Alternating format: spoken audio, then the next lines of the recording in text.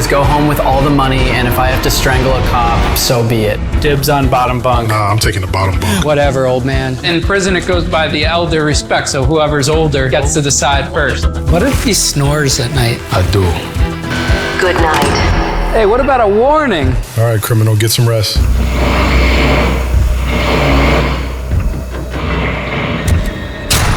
Good morning.